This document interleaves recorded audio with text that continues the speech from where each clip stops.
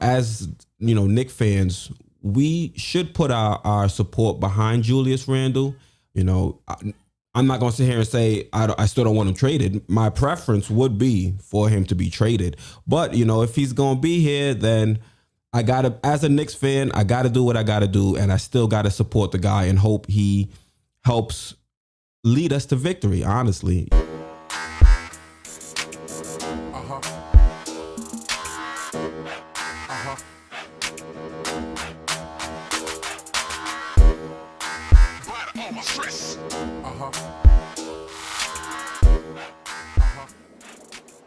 Hey, what's going on? Keith here from Sports Vibes TV.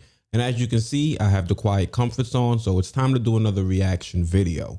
Now, in this video, I'm going to be reacting to some of the things Julius Randle said. And I know a lot of you guys know how I feel about Julius Randle on the team personally, but I'm willing to go into this interview with an open mind. I'm willing to go into this season with an open mind because regardless of whether or not I like Julius Randle on the team, he's on the team. So I have to support him. I have to, have his best interest at heart because he's on the team. And the better he does, I would only assume the better the team does. So I'm hoping he's going to be at a level where he can help elevate not only himself, but also some of the players around him. Now, let's jump right into the interview. I have a few questions that I want to sit down and listen to with you guys, just for the simple fact that it needed to be analyzed even further. So that's why I'm bringing it to you guys. If you want, I'm also going to link the actual video down below so you can watch it in its entirety. I don't give you guys the full interview. I still want you to go over to the Knicks page and watch it. It's their content. I just want to touch on a few things here or there. So let's jump right into the actual video now. All right.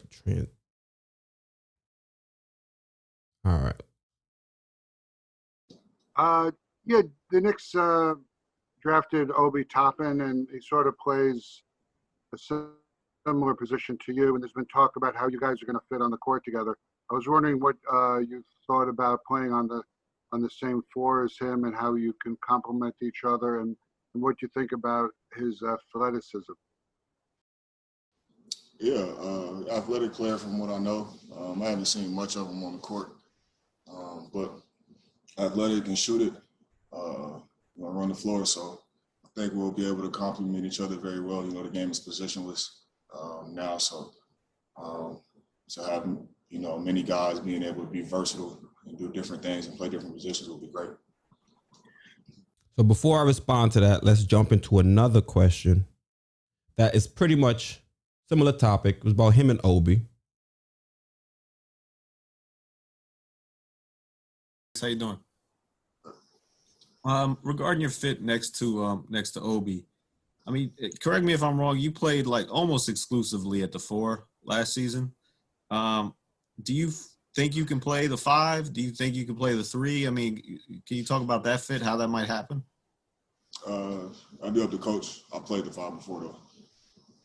All right, so he answered that second question pretty quickly. And when it comes to Obi and Randle, it's an issue I've brought up on the channel a few times. Where are these players going to fit, and can we play them together?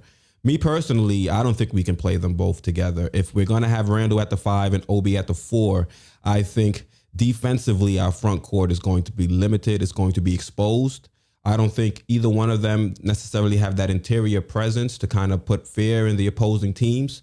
And, we did upgrade our perimeter defense with some of the players that we brought in, but I still think if, the opposing team gets access or gets a free lane into the paint, we're not necessarily going to have both the length and the players with the defensive pedigree to necessarily, make things difficult for opposing teams. If our defense is going to be good, we're going to have to have Nerlens Noel, and we're going to have Mitchell Robinson on the court. One of those two are going to have to be on the court at all times. I think, 48 minutes in a game. If you're not sold on who should be getting the most minutes at the position, then 24 pop. To make it simple. But at no point do I want to see Julius Randle and Obi Toppin both at the 4 and the 5 together. And I also don't necessarily want to see Obi played at the 3. I feel like we still have 2 young players that could slot at the 3 in both Kevin Knox and Iggy, and we still need to know what we have in those players. So if we have Obi kind of impinging on impeding on their minutes, then we won't necessarily have enough opportunities to find out what we have in these players.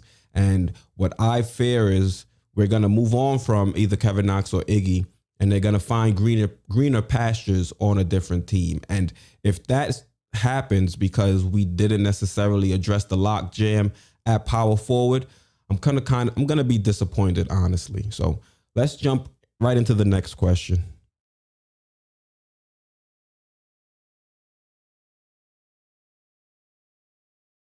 Ian Begley, SNY. Ian Begley asked some good questions.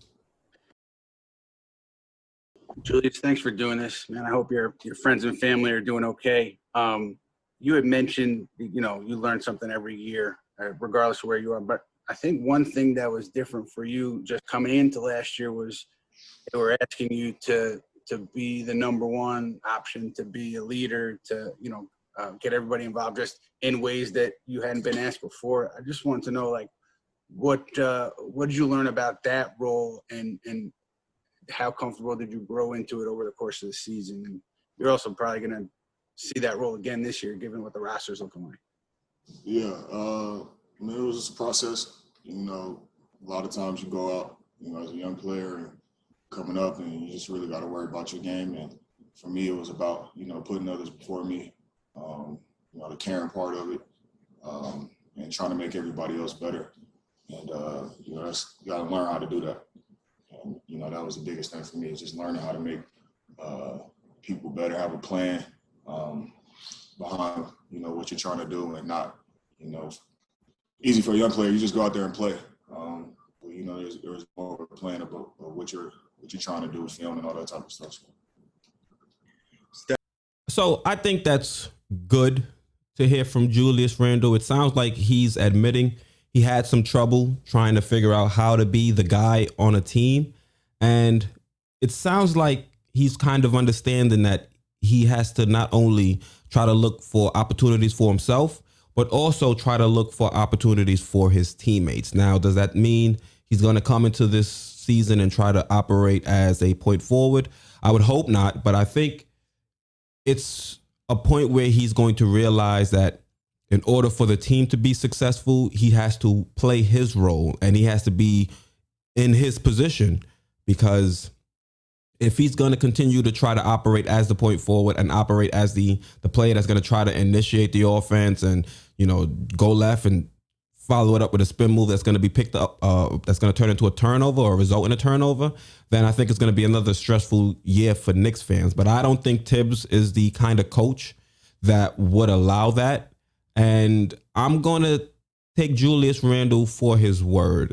If he says he's going to come into this season and try to be, and if he's going to be the guy because he's still the most established veteran on the team, then I hope he's going to operate as a true veteran and someone that's going to care about not only himself, but his teammates, and try to go in every day and try to make sure that not only he's getting better every day, but the players around him are getting better every day. And if Julius Randle is going to decide to try to be a legitimate leader this season, then I can live with him, still being on the team.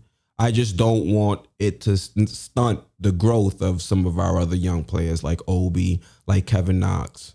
But, we're paying him 18 some odd mil, and we might as well get our money's worth. So, as, Knicks fans, we should put our support behind Julius Randle. I'm not going to sit here and say I still don't want him traded. My preference would be for him to be traded. But, if he's going to be here, then I got to, as a Knicks fan, I got to do what I got to do. And I still got to support the guy and hope he helps lead us to victory, honestly. As a Knicks fan, I don't think you can look at a player and say, I hope he doesn't do good if he performs. I mean, if he's put in the position to succeed or put in place to play, and I'm not in the front office. I can't force them to trade him. So I'm just going to take this season as a season where we're going to try and put out the best lineup and see if these players can blossom. So let me know what you guys think down in the comments below. Once again, I'm Keith, host of Sports Vibes TV, and I'm out.